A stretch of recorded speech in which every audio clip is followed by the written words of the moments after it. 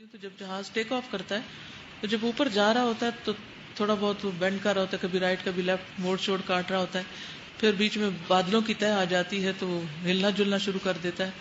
پھر تھوڑی دیر کے بعد اور اوپر اٹھتا ہے، پھر اسموتھ فلائٹ ہو جاتی ہے جب کوئی بادل نہیں رہتے اور پرسکون ہو جاتا ہے انسان، گویا زمین پہ بیٹھا ہوا ہے. تو اس وقت میں ہمیشہ ہی سوچتی ہوں کہ یہاں کیوں سکون ہے اور نیچے کیوں نہیں تھا، بادلوں کے بیچ میں کیوں نہیں تھا اور یہاں کیوں ہے.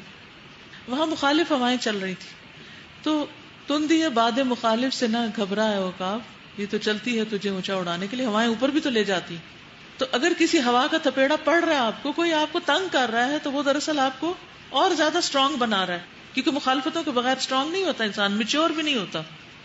اور پھر آپ جب اس سے اوپر اڑ جاتے ہیں تو پھر وہ بادل رہتے ہیں اپنی جگہ پہ، وہ نہیں ختم ہوتے، لیکن آپ کا دھیان نہیں رہتا ان میں، وہ پھر بس دور سے خوبصورت منظر دکھ رہا ہوتا ہے مختلف شیپس پکڑتا.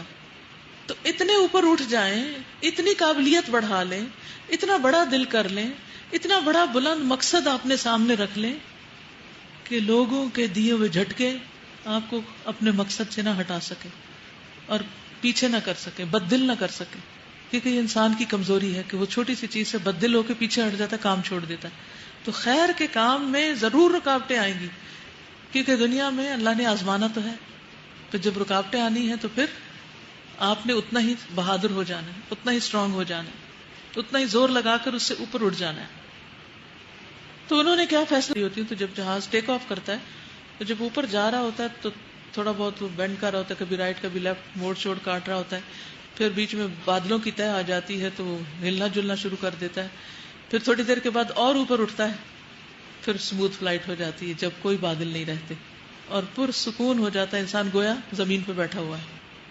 تو اس وقت میں ہمیشہ ہی سوچتی ہوں کہ یہاں کیوں سکون ہے اور نیچے کیوں نہیں تھا، بادلوں کے بیچ میں کیوں نہیں تھا اور یہاں کیوں ہے. وہاں مخالف ہوائیں چل رہی تھی تو تندی ہے باد مخالف سے نہ گھبرا ہے عقاب، یہ تو چلتی ہے تجھے اونچا اڑانے کے لیے، ہوائیں اوپر بھی تو لے جاتی. تو اگر کسی ہوا کا تھپیڑا پڑ رہا ہے آپ کو، کوئی آپ کو تنگ کر رہا ہے، تو وہ دراصل آپ کو اور زیادہ اسٹرانگ بنا رہا ہے، کیونکہ مخالفتوں کے بغیر اسٹرانگ نہیں ہوتا انسان، میچور بھی نہیں ہوتا. اور پھر آپ جب اس سے اوپر اڑ جاتے ہیں تو پھر وہ بادل رہتے ہیں اپنی جگہ پہ، وہ نہیں ختم ہوتے، لیکن آپ کا دھیان نہیں رہتا ان میں، وہ پھر بس دور سے خوبصورت منظر دکھ رہا ہوتا ہے مختلف شیپس پکڑتا.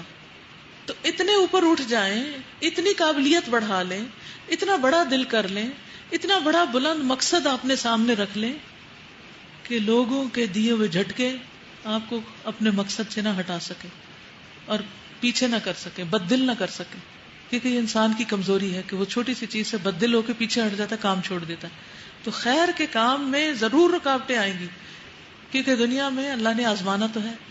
تو جب رکاوٹیں آنی ہیں تو پھر آپ نے اتنا ہی بہادر ہو جانا ہے، اتنا ہی اسٹرانگ ہو جانا ہے، اتنا ہی زور لگا کر اس سے اوپر اٹھ جانا ہے.